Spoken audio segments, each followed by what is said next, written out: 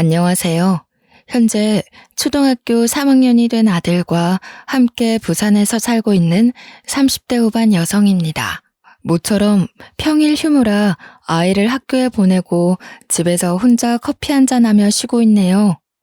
가끔씩 유튜브로 음악을 듣기도 하고 챙겨보지 못했던 드라마도 많이 보고요. 세상 사는 이야기를 듣고자 여러 사연을 많이 청취하고 있는데요. 저랑 비슷한 아픔을 가진 분들도 계신 것 같아 공감이 많이 됐습니다. 제가 겪었던 사건을 계기로 저는 성격이 많이 무뚝뚝해지고 사람에 대한 경계심이 생겼는데 이렇게밖에 될 수 없었던 마음 아픈 일이 있었죠. 10년도 더 된 일이고 아이를 생각하면 미안한 마음뿐이지만 저는 그 선택을 후회하지 않았어요. 한 사람을 사랑했고 그 사랑이 온전히 못했음을 깨닫게 된 사건이지만 인생에 큰 획을 그어준 그 이야기를 지금 들려드리고자 해요. 저는 부산에 있는 영어학원에서 강사로 10년째 근무 중에 있습니다. 오래 근무하기도 했고 선생님보다는 언니의 이미지로 많이 어필을 하다 보니 학생들 사이에서 유명해졌고 이 지역에서는 나름 유명 강사랍니다. 여자 벌이치고는 5, 600 정도 되는 높은 급여를 받고 있고요. 사실 저는 아이가 태어난 지 돌쯤 됐을 무렵 전 남편과 이혼하고 홀로 아이를 키우고 있는데요. 제가 이혼을 하게 된 기막힌 사연에 대해서 이야기를 해드릴게요. 저희 집은 대대로 변호사, 의사를 배출한 소위 말하는 사자 집안입니다. 요즘 사람들 말로 금수저라고 하던데요. 그렇다고 해서 집안 분위기가 TV 드라마처럼 엄격하고 무거운 분위기는 아니에요. 물론 분위기에 휩쓸려 공부를 해야 한다는 강요 또한 하지 않았고요. 자유분방한 편이죠. 검소하게 생활하며 쓸데없는 집안 자랑도 하지 않고 여느 평범한 가정집이었습니다. 저도 친구들과 동네 문방구에서 불량식품도 사 먹고 분식집에서 떡볶이도 먹는 말괄량의 이팔청춘 소녀였으니까요. 한 번은 어렸을 적 할아버지 생신이었을 거예요. 옛날 분이시라 생일이거나 명절 같은 큰 행사는 동네 사람들도 챙겨야 해서 온 가족이 모여 음식도 해먹고 왁자지껄 수다도 떨었죠. 사촌 형제들이 나이가 비슷한 또래여서 외동이었던 저는 친척들이 오는 것을 좋아했었답니다. 할아버지가 형제들을 불러 훌륭한 사람이 되어야 한다고 늘 말씀하시곤 했죠. 술을 한잔 하시고는 잠시 바람을 쐬셔야 한다며 집 앞 산책을 하신다길래 제가 같이 가드렸어요. 따뜻한 할아버지의 손을 잡고 동네 골목 어귀를 거닐고 있는데 공원 벤치에 앉아 잠시 쉬자고 하셔서 근처 자판기에서 따뜻한 커피 한 잔을 가져와 드렸죠. 지훈아, 이 할아비가 늘 똑같은 말만 해서 지루하지? 노파심에 너희들에게 말을 해주다 보니 듣기 싫어할 수도 있을 것 같아서 말이오. 그래도 이 할애비가 하는 말 곡해하지 않고 잘 알아들을 수 있지? 이 할아비가 싫지 않아? 에이, 할아버지, 무슨 말씀을 그렇게 하세요? 당연한 말씀을 하신 건데요. 할아버지 말씀처럼 저희가 공부 열심히 해서 훌륭한 사람이 되어야 세상 사는 데 있어서 부족함 없다는 걸 누구보다 저희가 잘 아는걸요. 큰아빠댁이나 다른 사촌 형제들 다 그렇게 생각하고 있어요. 너무 걱정 마세요. 그렇다면 다행이구나. 난 우리 손주 녀석들이 꼰대 양반이 또 한 소리 하는구나 아니 곱게 생각할 줄 알았지. 이 늙은이가 은근히 소심하지? 왜 그러는지 이야기해 줄 테니 잘 들어봐. 그렇게 할아버지는 너털 웃음을 지으시며 말씀을 이어나가셨죠. 증조 할아버지께서는 어려서 부모님을 여의고 어느 양반집에서 머슴살이를 하셨다고 해요. 비록 집에서 심부름과 허드렛 일을 도맡아 하셨지만 양반 댁에서는 오갈 데 없는 어린 할아버지를 거둬주셨고 자식처럼 대해주셨다고 했는데 알고 보니 주변에서 덕망이 높기로 소문난 분들이셨대요. 부산에서 최첨단댁 하면 누구나 알 정도로 덕망이 높은 분들이셨죠. 증조 할아버지는 그 은혜를 잊지 않으시려 누구보다 열심히 일을 하셨답니다. 1900년대 초반 증조 할아버지가 성인이 되셨을 무렵에 토지 소유권을 확립한다는 명분으로 일제가 얼토당토 않는 이유를 들어 양반들의 토지 수탈을 일삼았다고 해요. 그 양반 집은 농사를 크게 짓고 땅을 많이 가진 부자였는데 일본 놈들에게 빼앗기느니 우리가 잘 먹고 잘 살아야 쌓을 수 있다며 모든 재산을 독립자금으로 환원하고 일부는 할아버지를 비롯한 머슴살이를 하던 분들에게 나누어 주셨대요. 많은 양은 아니지만 집안을 보살펴온 솜씨로 잘 굴려서 대대손손 먹고 살 수 있게 해주겠다며 말이죠. 전쟁을 준비하느라 군량미가 부족했던 일제는 아니나 다를까 양반댁을 목표로 삼고 어떻게든 재산을 몰수하려 했다고 해요. 당시 논을 증여받으신 게 있는데 군량미를 확보하기 위해서 상납하다시피 일본에 넘겨졌는데 할아버지는 그 시기에 논에서 나는 쌀을 이용해 쌀 장사를 하셨다고 합니다. 일본 놈들에게 우리 먹을 것을 팔아넘기냐며 욕도 들으셨지만 그 덕분에 큰 돈을 벌어 지금까지 저희가 잘 살 수 있는 미천을 만드셨다고 했죠. 오랜 시간이 지나 광복을 맞이한 이후에는 버신 돈으로 예전 양반집이었던 터를 사들이고 제 친정이기도 한 지금의 한옥집을 지으셨고요. 내가 이렇게 너희들을 아무 탈 없이 먹여 살릴 수 있었던 건 그 양반 댁에서 베풀어준 은혜 덕분이다. 돈, 그게 다 무슨 소용이냐? 사람 됨됨이가 제일 중요한 거야. 하지만 이 각박한 세상에서 너희들이 살아남으려면 대통령까지는 아니어도 남들이 무시할 수 없는 그런 직업을 가져야 한다. 나처럼 없이 살지 말고 편하게 좀 더 떳떳하게 살 수 있도록 말이다. 자신이 없어 살았던 기억에서일까 자식들이 잘 되기를 바라셨고 자신처럼 가난을 겪거나 남의 집 살이를 하는 것을 원치 않으셨다고 합니다. 그래서 배우지 못한 게 천추의 한이 되셔서 자식들 공부를 엄격하게 가르치셨대요. 본인이 배운 게 없고 배우지 못해서 머슴살이를 하셨다는 생각이 강하셨죠. 일제시대까지 몸소 겪으셨으니 얼마나 힘들게 사셨겠어요.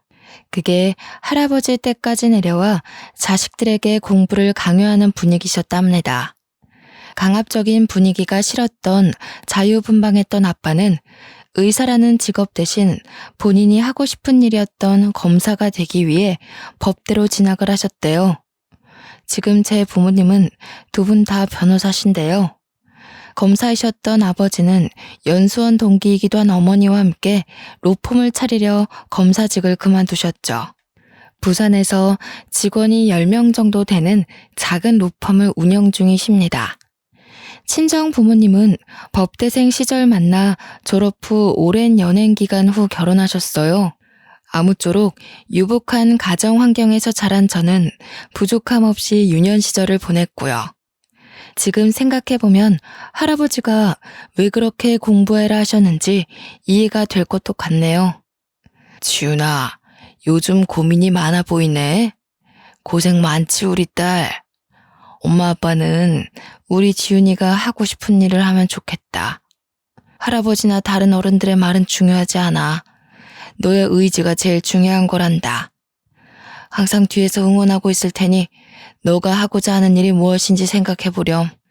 그렇게 생각해주니 고마워요, 아빠. 솔직히 나는 아직 무엇을 하는 게 좋을지 판단이 서질 않아요. 내가 좋아하는 것과 잘하는 것. 내가 내 인생을 잘 살아갈 수 있을까요? 그럼 그걸 말이라고 하는 거냐? 우리 지윤이가 얼마나 똑똑한 딸인데 이 아빠는 어려운 사람들을 돕고 싶어서 변호사가 된 거야. 돈으로 도와주는 것보다 사람들과 함께 부대끼며 세상에 어울려 살아가고 싶었지. 직업에 귀천은 없어. 늘 약자 편에 서서 어려운 사람들 도우며 살아가고 싶단다. 그러니 너도 네가 정말 좋아하는 일을 했으면 하는구나. 저한테 늘 용기 주셔서 고마워요, 아빠. 내가 지금은 아니지만 꼭 훌륭한 사람이 돼서 엄마 아빠 호강시켜드릴게요. 우리 지윤이 그동안 고생 많았어. 어른들이나 친척들이 엄마 아빠 따라서 법대 가야 한다고 고집을 부려도 너는 너의 주관대로 살아가줬으면 해. 너가 하고 싶은 것을 하며 사는 게 우리의 바람이야. 착한 우리 딸. 사실 저는 외국어를 배우는 것을 좋아해 어학 관련 자격증이 많았어요. 언어를 배운다는 것은 상당히 흥미가 있었고 언어를 통해 얻는 게 많다고 생각이 됐죠. 그래서 불어, 영어, 일본어 등 3개의 국어를 잘 소화할 수 있었어요. 아버지의 조언 덕분에 저는 제가 하고 싶은 일을 찾기 위해 갖은 노력을 했어요. 덕분에 영어 영문학과로 진학해 영어 선생님에 대한 꿈을 가지게 되었죠. 부모님이 지원을 많이 해주시긴 했지만 틈틈이 아르바이트를 해서 용돈과 학비에 보탰습니다. 아르바이트는 출판사에서 번역을 하는 업무였는데 아주 재미있었고요. 졸업 후에는 서울에 있는 강남의 한 학원에서 영어 강사로 일하게 됐는데요. 주말에는 노인복지회관의 검정고시를 준비하는 어르신들에게 영어도 가르쳐 드렸습니다. 누군가에게 제가 갖고 있는 지식을 알려주는, 가르쳐주는 일이 재미있고 보람됨을 느낀 건 처음이었어요. 손녀가 가르쳐주는 것 같다며 어르신들도 열심히 배우려고 하셨죠. 학원에서 처음에는 직장인 반을 담당했는데 거기서 전 남편을 만났습니다. 남편은 제약회사에서 근무하는 직장인이었고 영어를 배우기 위해 학원을 등록했다고 했죠. 남편과 나이도 같고 생긴 것도 곰처럼 둥글둥글하게 생겨서는 인상이 선했어요. 선생과 제자, 때로는 친구로 이야기를 하다 보니 자연스레 연락처를 주고받으며 연인 사이로 발전하게 됐습니다. 지윤아, 우리 이제 슬슬 결혼을 생각해보는 건 어떨까? 너랑 나도 이제 곧 30이고 자리도 어느 정도 잡았는데 연애 그만하고 나랑 결혼해서 행복하게 살자. 내가 가진 건 없지만 너 평생 행복하게 해줄 자신은 있어. 도훈 씨, 나도 결혼을 긍정적으로 생각하긴 하는데 우리가 과연 잘 살 수 있을까? 마음의 준비가 되지 않은 것 같아서 말이야. 뭐? 나는 너랑 만나는 그 순간부터, 아니, 만나오면서 결혼을 해야겠다고 생각했어. 우리 나이도 나이지만 만날 시간도 오래됐잖아. 결혼을 하면 조금 더 안정적으로 삶을 살아갈 수 있지 않을까? 3년의 연애 기간이 있었고 나이도 나이인지라 자연스레 결혼 이야기가 오고 갔습니다. 저는 집안에 대해 이야기를 하는 것을 별로 좋아하지 않았기 때문에 굳이 말할 필요성을 느끼지 못해 말을 하지 않았어요. 부모님이 로펌을 운영하고 계신다던가 사자 집안이라던가 그게 중요한 건 아니잖아요. 남편은 그저 부산에서 작은 법률사무소 하나를 운영하고 계신다고 알고 있었거든요. 남편에게 들은 시댁은 정말 평범한 집안이었어요. 공무원이시던 시아버지는 퇴직 후 아파트 경비를 하고 계셨고 시어머니는 시아버지의 연금을 받으며 생활하시는 여느 가정주부셨고요.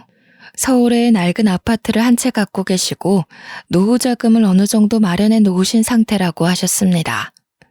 결혼하는데 문제될 건 없겠다 싶어 청혼을 받아들이고 서로의 집에 인사를 가게 됐죠. 어머, 어서 와요. 손이 고운 걸 보니 집에서 굉장히 귀하게 자랐나 봐요. 일을 하나도 안 해본 손이야. 돈이 많은 집안이어서 가정부를 쓰나? 이래가지고 우리 결혼하고 제대로 밥은 차려 먹을 수나 있겠어? 안녕하세요. 처음 뵙겠습니다. 이지윤이라고 합니다. 도훈 씨와 좋은 감정으로 잘 만나고 있어요. 말씀은 많이 들었습니다. 인사드리게 돼서 죄송합니다. 결혼은 어떻게 할 거야? 모아둔 돈은 좀 있고? 나이도 나이인지라 직장 생활한 지 꽤 됐으니까 돈 걱정은 하지 않아도 되겠지? 우리 집안이 공무원 집안인데 아들만 유별나지 뭐야? 그래도 그 유명한 제약회사에 떡 하니 붙어서 들어갔는데 이 정도면 어딜 내놔도 아깝지 않지. 시댁에 처음으로 인사를 드리러 간 날이었는데 사실 저는 조금 어이가 없었습니다. 보통 며느리 될 사람이 인사를 가면 상다리가 휘어지는 건 아니어도 차를 내준다던가 적어도 밖에서 식당을 잡아서 만나던가 하잖아요. 저는 시어머니가 음식 솜씨에 자신이 없다며 배달 음식을 시켜놨다길래 식다 못해 차가운 중국 음식을 먹었어요. 나름 신경 써서 주문했다며 먹어보라고 권해주는데 정남이가 뚝뚝 떨어지는 거 있죠. 내가 고작 이런 취급을 받아야 하나 아니면 날 시험하시나 그런 생각도 들었습니다. 게다가 돈은 얼마나 있냐 손이 고운 걸 보니 집안일을 해본 적이 없겠다 하시면서 가정교육이 중요하다 하시는 말씀을 듣고는 빈정이 상해버렸어요. 처음 본 사람에게 할 말은 아니라고 생각했지만 어른들 앞이니 참고 또 참았습니다. 결혼 전에 인사드리러 가면 예민해진 상태라 다들 그러면서 결혼 준비를 한다고 하길래 저만 이런 게 아니구나 하고 좋은 게 좋은 거라 생각하며 넘어갔고요. 또 제가 친정은 부산이라고 하니 약간 촌동네 취급을 하더라고요. 서울의 아파트 한 채 값이 얼마인 줄 아냐면서 서울의 아파트 구할 돈은 있냐며 직장이 서울이라 서울에 집을 구하면 자신이 자주 들러 가르쳐줘야겠다는 둥 말씀을 하셨죠. 아랫지방이니 뭐니 하며 없는 사람 취급해서 자존심도 조금 상했습니다. 그렇게 어이없는 시댁 방문을 마무리 짓고 며칠 뒤 남편과 친정에 가기 위해 고속도로 휴게소에서 커피 한 잔을 하며 미리 일러두었어요. 혹여나 나중에 시댁에서 합가를 원한다든지 시댁 근처에 집을 구하길 바란다든지 신혼집에 불시 혹은 너무 자주 방문하는 것 또한 자제해줬으면 한다고 말이죠. 자기, 하나만 약속해. 우리 결혼하면 어차피 서울에 집을 구해야 하는 건 맞아. 하지만 나는 신혼집에 어머니 자주 오시는 거 원치 않아. 물론 자주 찾아뵈야지. 그렇지만 미리 말하지만 합가를 한다던가 그런 이야기는 애초에 하지 않았으면 해. 그거 약속 안 되면 나 이 결혼 진지하게 다시 생각해 볼 거야. 그래도 결혼하면 엄마가 많이 도와주신다고 하니까 괜찮지 않을까? 자기가 너무 예민하게 생각하는 것 같은데. 일단 알겠어. 약속할게. 집안 대 집안이 만나는 일륜지대 사이지만 결국 우리가 하는 결혼이야. 부모님들이 하시는 결혼이 아니고 결국 우리가 스스로 꾸려나가야 하는 거지. 난 되도록이면 양쪽에 손을 벌리지 않고 힘들더라도 우리 힘으로 했으면 해. 그랬더니 잠시 똥 씹은 표정을 하더니 알았다고 하는 겁니다. 그걸 보는 저 역시 찜찜했지만 남편을 사랑했기에 남편 하나만 보고 그 약속을 믿었어요.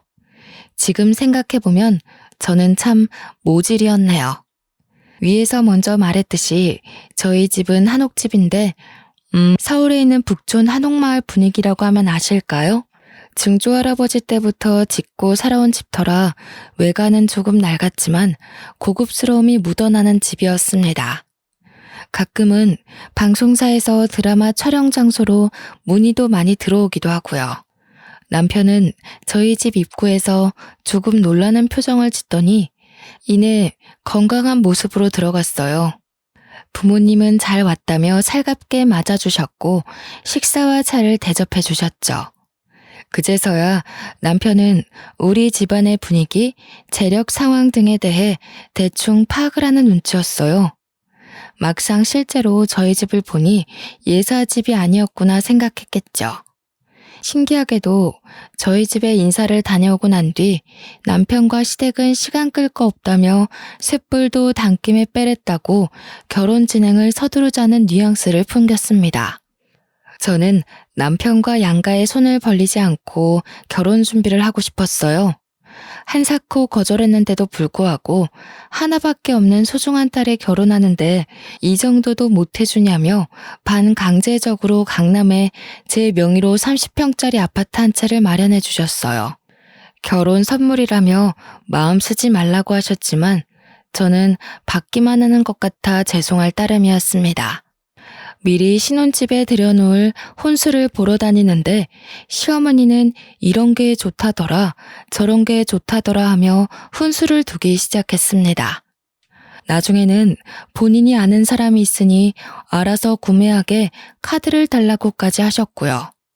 정중하게 거절했더니 역시나 똥 씹은 표정으로 그저 알겠다고만 할 뿐이었죠. 예, 준비는 잘하고 있니? 냉장고는 요즘 모니터도 되는 게 있다더라. 가전은 무조건 최신형으로 사야 한다. 괜히 좋은 게 아니잖니. 그리고 김치 냉장고는 필수로 사야 하는 거 알지? 이왕 사는 거 좋은 거 사라고 알려주는 거야. 너무 부담 갖지 말고 어른이 경험으로 하는 말이니 다 새겨들어. 그렇게 몇 개월의 시간이 흘러 저희는 결혼식을 올렸습니다. 허니문 베이비가 생겨 신혼을 즐길 틈도 없이 저는 아이를 임신하게 됐죠. 임신을 하고 몸이 좋지 않아 결국 강사일을 그만두고 집에서 재택근무를 했습니다. 대학 시절 아르바이트를 했던 출판사와의 인연이 닿아 번역을 하는 일을 할 수 있었죠. 임신 중에는 스트레스를 받으면 안 된다고 시어머니가 조금 덜 찾아오는 듯 했습니다만 그건 저의 크나큰 오산이었죠. 명분이 없어 오지 못하셨던 것뿐이고 아이가 태어나고부터는 손주가 보고 싶다는 핑계로 제 집 드나들듯 하는 거 아니겠어요? 정말 하루 걸러 한 번 일주일에 4, 5일은 오시는 것 같았어요. 매일 출근 도장을 찍으셨죠. 밤낮 바뀌어가며 육아와 일을 병행하는 탓에 몸이 너무 피곤하고 꼴이 말이 아니었습니다. 문제는 남편과 사전에 약속한 부분인데 지켜지지 않고 있어 짜증이 났습니다. 한 번은 밤을 꼴딱 새고 모유 수유를 하고 잠든 아기 옆에서 겨우 쪽잠을 자나 싶었는데 너무 자연스럽게 비밀번호를 누르고 들어오셔서는 커피와 다과 좀 내오라고 하시는 거예요. 집 비밀번호는 어떻게 하셨냐 물으니 남편이 편하게 다니라며 알려줬다지 뭐예요. 저는 너무 기가 막혔고 그 뒤로 합가한 것과 다름없는 생활이 시작되었어요. 그 시기에는 정말 이혼을 수백 번, 아니 수도 없이 되새겼습니다. 바보같이 아무 말도 안 하고 있었냐고요? 그럴 리가요. 저도 이렇게는 도저히 못 살 것 같아 시어머니께 정중하게 말씀드렸죠. 뻔한 대답만 돌아올 뿐이었고 소용이 없었습니다. 진짜 막무가내였어요. 내가 엄마가 돼서 우리 아들 집에 온다는 게 뭐가 문제니?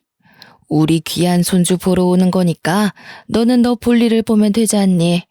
나 신경 쓰지 말고. 그리고 내 고등학교 동창들이 도훈이가 성공했다고 사는 집 좀 구경하고 싶다길래 내가 와서 식사라도 하고 가라고 했다. 괜찮지? 설마 했는데 정말로 고등학교 동창분들이 오셨어요. 이제 겨우 3개월 된 아기라 외부와의 접촉을 조심해야 하는 시기고 저도 몸조리가 덜 끝난 시기라 재택근무를 하지만 일을 하고 있는 입장이어서 너무 난감했습니다. 가지가지 한다라는 말을 정말 입 밖으로 내뱉고 싶었습니다. 아이를 생각하며 정말 이악 물고 겨우 버티다가 시어머니가 늦은 밤 집으로 돌아가시고 그때 처음으로 남편과 다툼을 했어요. 도훈 씨, 내가 결혼 전에 말했잖아. 너무 자주 찾아오시거나 하는 일 없었으면 한다고. 지금 이게 합가랑 다를 게 뭐야? 아직 아기도 어린데 손님들 잔뜩 데리고 오시고 어머니 오시면 손도 안 씻고 수호 만지시잖아. 난 되게 불편해. 그리고 이 집 우리가 살고 있긴 하지만 엄연한 내 집이야. 편하게 쉴 권리가 있는 내 공간이라고. 뭐? 그래, 당신 명의로 된 집이지. 그래도 엄마가 얼마나 자랑하고 싶었으면 그랬겠냐? 조금 이해해 줄 순 없어? 왜 이렇게 예민하게 구는 거야? 그냥 당신이 조금만 양보하면 안 돼? 와서 수호도 봐주시고 편하잖아. 그리고 자꾸 자기 집 명의 어쩌고 하는데 엄마는 이 집 공동명인 줄 알아. 그래서 나랑 수호는 안중에도 없다 이거야? 한마디 상의도 없이 집 비밀번호를 알려드려서 아무 때나 찾아오시질 않나. 나 샤워하고 있거나 그럴 때 얼마나 난감한 줄 알아? 그놈의 집이 뭔 대수라고. 당신도 너무한다 진짜 너무해.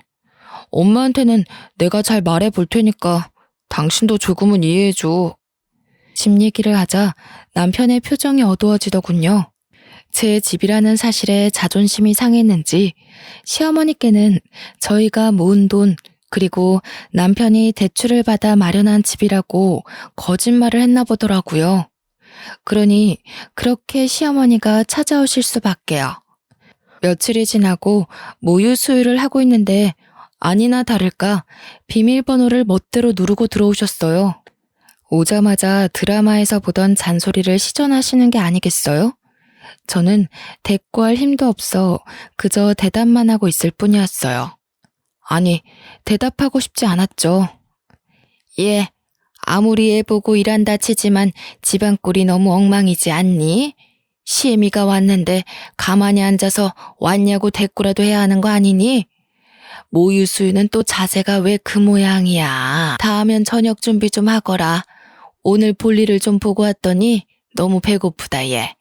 그런데 정말로 문제인 건 이러한 행동을 남편이 있을 땐 하지 않으신다는 겁니다. 어떻게 하는지 출장을 가거나 야근을 할 때만 오셔서는 저렇게 난리신 건지. 저는 너무 스트레스를 받아 시어머니가 돌아가신 뒤 친정 부모님께 이야기를 했어요. 그랬더니 다음날 아침 비행기로 바로 서울에 올라오시더라고요. 일부러 남편이 일찍 퇴근할 때까지 기다리셔서는 왜 이렇게 늦게 오냐며 밥은 할 줄 아냐고 아기 기저귀는 갈 줄 아냐면서 쉴 틈 없이 잔소리를 하셨어요. 당연히 시어머니도 와 계셨고 저희 부모님이 계신 걸 보고 놀라신 눈치셨고요. 육아는 같이 해야 한다며 시어머니가 있든 없든 남편을 다그치셨는데 얼마나 꼬숩던지 속이 다 후련했습니다. 당황하며 땀을 삐질삐질 흘리는 남편 놈의 모습을 보자니 10년 묵은 채증이 내려가는 것 같았어요. 그리고 맛있는 거 사 먹으라며 저한테 보란듯이 용돈도 주고 가셨습니다. 시어머니는 일이 있다고 얼굴이 시뻘개지셔서는 다음에 다시 오겠다고 하시더니 가셨고요. 친정 부모님이 돌아가신 뒤 남편은 왜 연락도 없이 오시느냐며 불평하기 시작했어요. 아니, 장인어른 장모님은 말씀을 하고 오시지. 이렇게 갑자기 오시는 게 어딨어. 퇴근하고 왔는데 자기는 아무 말도 안 해주고. 앞으로는 오시기 전에 미리 연락을 좀 주시라고 해. 뭐? 시어머니는 비밀번호 누리고 알아서 시도 때도 없이 오시는데 우리 엄마 아빠가 오면 얼마나 온다고. 그게 그렇게 불만이야? 거리도 멀어서 몇 달에 한 번 볼까 하는데 그게 그렇게 안 입고 와? 그래도 서로 간에 예의라는 게 있는 거야. 나도 회사에서 일하는 입장인데 아무런 연락도 없이 오시는 건 경우가 아니지. 자기가 기뜸이라도 해주던가 해야지. 안 그래? 뭐? 진짜 웃기는 소리 하고 있네. 그럼 어머님은 미리 나한테 귀뜸하고 오시니? 내가 전에도 말했지. 우리가 살고 있지만 이 집 엄연히 엄마 아빠가 해주신 내 명의로 된 집이라고. 우리 엄마 아빠가 올 권리는 당연히 있는 거 아니야? 어떻게 한마디를 지지 않냐. 엄마 당신 걱정돼서 오는 거고 수호 보고 싶어서 오시는 건데 그것도 이해 못 해줘? 아무튼 나 피곤하니까 나중에 이야기해. 결국 도저히 안 될 것 같아 저도 제 일을 하기 위해 베이비시터를 고용했습니다. 제가 욕심이 많아서인지는 모르겠지만 육아와 일을 병행하니 피곤하고 힘들었지만 일을 포기할 순 없었거든요. 베이비시터를 고용한 사실을 알게 된 시어머니는 노발대발하셨어요. 비싸게 뭐하러 그런 돈을 들이냐며 차라리 애를 봐줄 테니 자기를 주라며 윽박을 지르기도 하셨고요. 아기를 케어하고 있는 시터 이모님 옆에서 훈수를 두기도 하셨어요. 이모님도 불편한 걸 느끼셨고 저는 어머니께 자주 안 오셔도 된다고 말씀드렸지만 아니나 다를까 매번 똑같은 레파토리로 대답하셨고요. 예, 수엠이야. 나는 너를 이해하다가도 이해할 수가 없구나. 시어머니가 이렇게 자주 오고 애도 봐주고 하면 감사합니다 하고 용돈을 드려도 모자랄 판인데 베이비시터라니. 그 사람 믿을 만한 사람인 거야? 어머니, 저 수호 보면서 일도 해야 하고요. 믿을 만한 사람 고용한 거고요. 솔직히 어머니 너무 자주 오시는 것 같아요. 막상 오시면 커피 드시고 낮잠만 주무시고 가시는데 수호 봐주시지도 않잖아요. 저 일도 해야 하는데 너무 힘들어서 고용했어요. 아니, 내 귀한 손주를 왜 남의 손에 맡겨 키운다니? 너 제정신인 거야? 내가 내 아들 집에 자주 드나들면서 애만 보고 너를 좀 소홀하게 대했기로써니 너 그래도 내가 시엠인데 나한테 그렇게 하면 안 된다. 너 그러다가 어디 가서 못 배웠다는 소리 들을까봐 걱정이야. 스트레스를 너무 받은 탓에 더 이상 대꾸림도 없었습니다. 그 뒤로도 너무나도 당연하게 낮, 밤, 심지어 새벽에도 맘대로 드나드는 통에 저는 참고 있던 성질이 폭발하기 일보 직전이었습니다. 새벽에 아이 분유를 타며 이대로는 못 살겠다 생각이 들었어요. 산후 우울증이 이래서 오는구나 싶었다니까요. 매번 친정 부모님을 부를 수도 없는 노릇이었고 내 집을 자기 집처럼 생각하는 시어머니가 너무 싫었습니다. 이 집 제 명이라고 아드님은 몸만 들어와 사는 거라고 소리치고 싶었지만 남편놈의 자존심마저는 건들 수는 없었기에 홀로 눈물을 삼켰어요. 무엇보다 결혼 전 약속에 대해 하나도 지켜지는 부분이 없어서 남편에게 실망감이 컸고요. 그래도 좋게 해결해 보려고 아이를 재우고 남편과 이야기를 하기 위해 거실에 커피를 마시며 테이블에 앉아 있었습니다. 씻고 있는 남편 휴대폰으로 문자 메시지가 오는 게 아니겠어요? 늦은 시간에 누군가 하고 들여다보는데 시어머니였어요. 그래, 이번 달은 얼마나 보내줄 거냐? 라는 메시지였습니다. 잠가놓지 않았기에 궁금했던 저는 메시지를 들여다보았어요. 남편과 시어머니가 나눈 대화 내용은 아주 기가 찼습니다.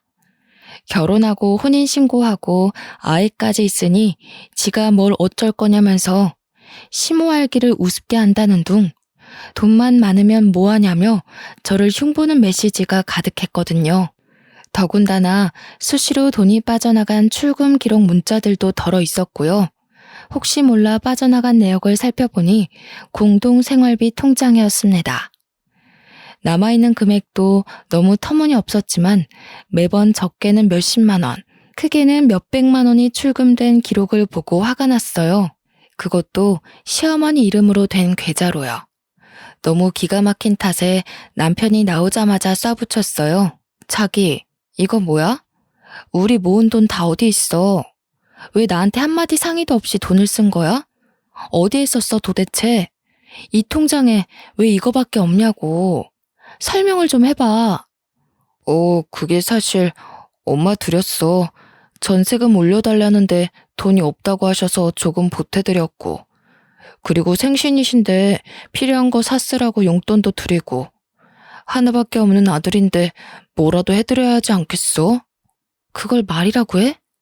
적어도 나랑 상의는 했어야 하는 거 아니야? 이 돈 나랑 자기랑 같이 모은 돈이야. 그리고 막말로 내가 더 많이 보탰으면 보탰지. 한 푼도 아니고 그게 말이 돼? 그리고 우리 이제 수호도 있어서 언제 어떻게 돈이 필요할지 모른다고 내가 누누이 말했을 텐데 그걸 한마디 상의도 없이 덜컥 어머니를 드릴 생각을 해? 당신 미쳤어? 뭐? 미쳐? 그래. 부부 공동명의면 누가 써도 상관없는 거 아니야? 돈을 안 벌 것도 아니고 채워놓으면 되잖아. 아직 수호 어리고 들어갈 돈이 뭐가 있다고 그래? 그리고 막말로 우리 엄마가 남이야? 당신이 너무 예민하게 구는 것 아니냐고. 그깟 돈 얼마나 된다고 그걸로 이렇게 예민하게 굴 일이야? 그래, 돈은 썼다 치자. 그리고 어머니한테 용돈을 안 드린 것도 아니잖아. 매달 100만 원씩 꼬박꼬박 보내드렸어. 그게 적은 돈이야? 어머니가 나에 대해서 안 좋은 말도 하셨던데. 당신은 그걸 듣고 왜 가만히 있어? 당신도 나를 그렇게 생각하고 있던 거야? 정말 당신 내 남편 맞아? 아니, 그러게 왜 남의 휴대폰을 훔쳐보고 그래. 그래, 어머니가 당신 흉 좀 봤다. 당신이 오죽 엄마한테 서운하게 했으면 그랬겠냐? 당신도 생각이란 걸 좀 하고 살아. 당신이 너무했단 생각 안 들어? 아들이 엄마 하소연도 못 들어주냐? 당신 수호 기저귀 제대로 갈아본 적이나 있어?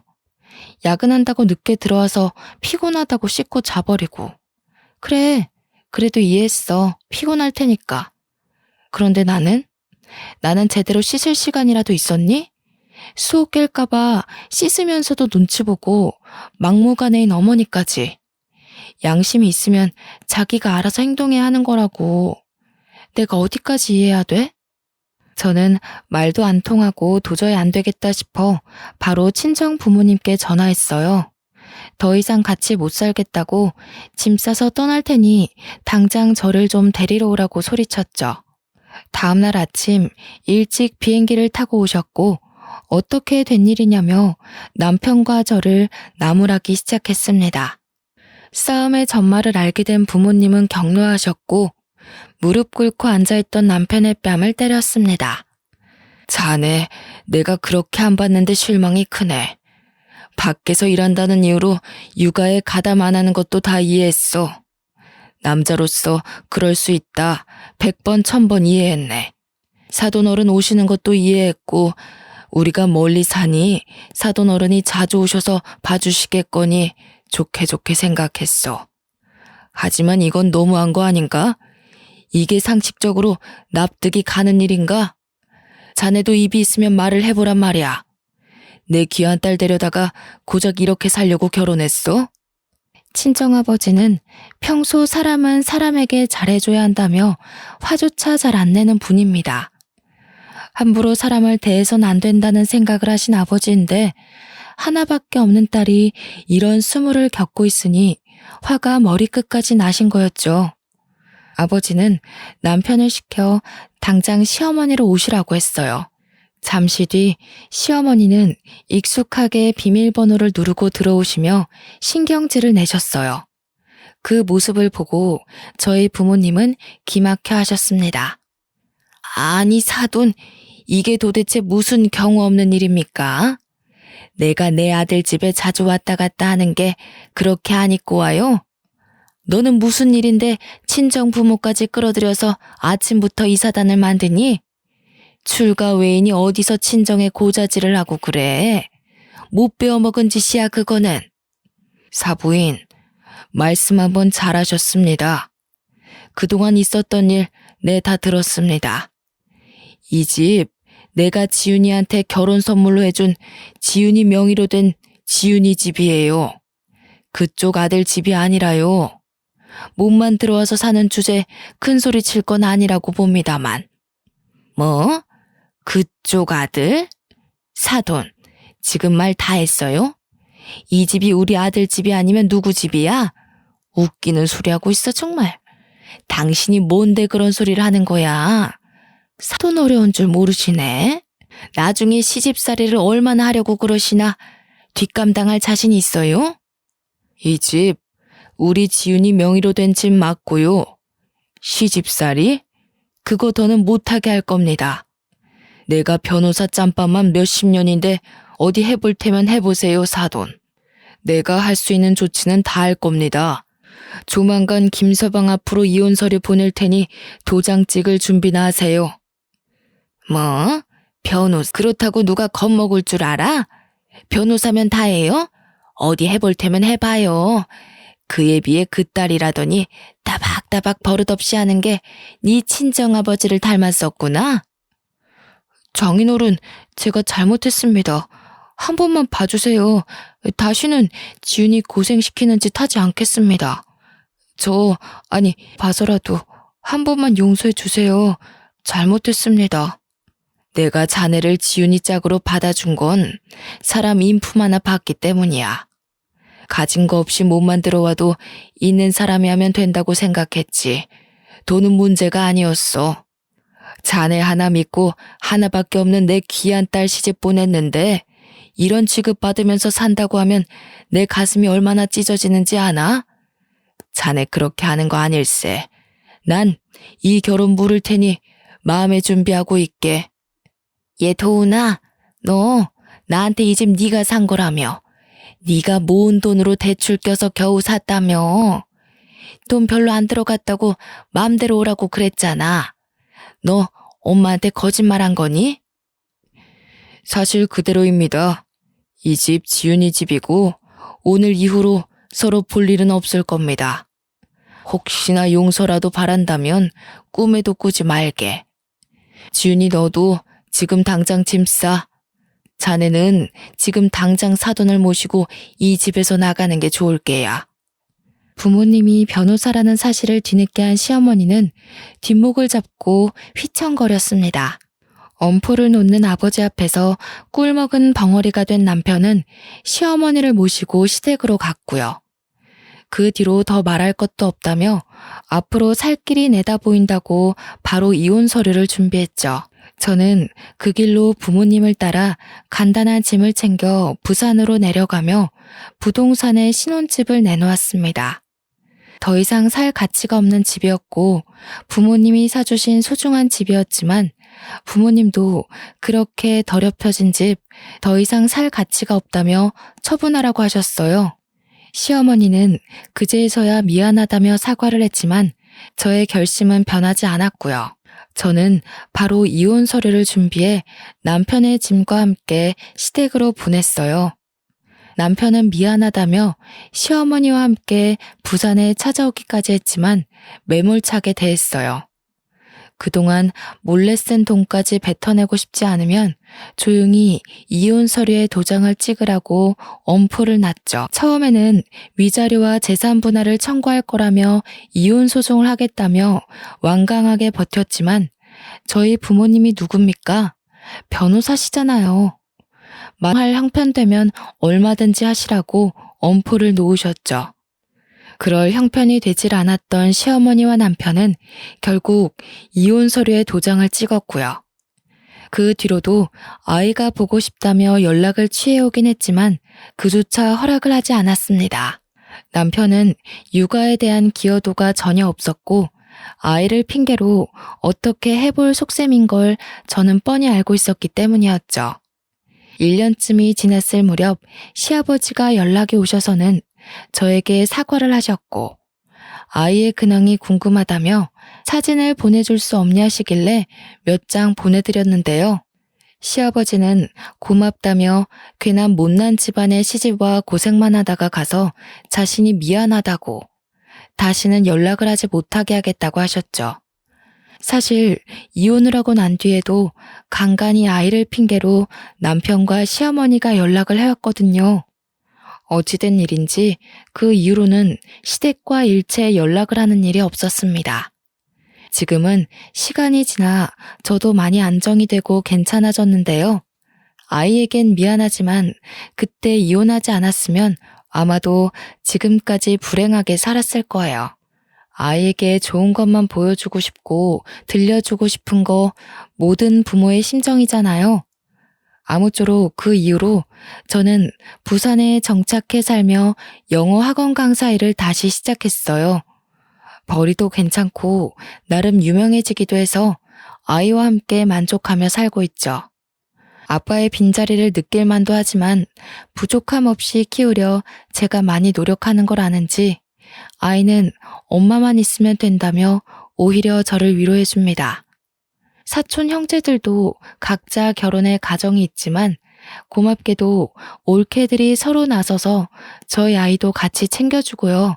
아이들끼리도 잘 어울려서 가족의 정을 느끼며 하루하루 재밌게 살아가고 있답니다. 아이는 초등학교를 졸업하면 미국으로 저와 함께 유학도 갈 예정입니다.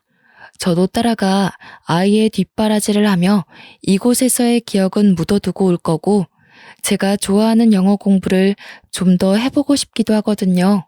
나중에 유학을 끝내고 돌아와서는 영어 학원을 새로 차릴 거랍니다. 비록 저는 아이를 혼자 키우는 이혼녀이지만 앞으로 더 당당하게 살아가려고 노력할 겁니다. 그게 저와 아이를 위한 길이기도 하고요. 제 인생에는 밝을 날만 가득할 거라고 굳게 믿고 있어요. 제 긴 사연을 읽어주셔서 감사합니다. 여러분도 항상 행복하시길 바래요.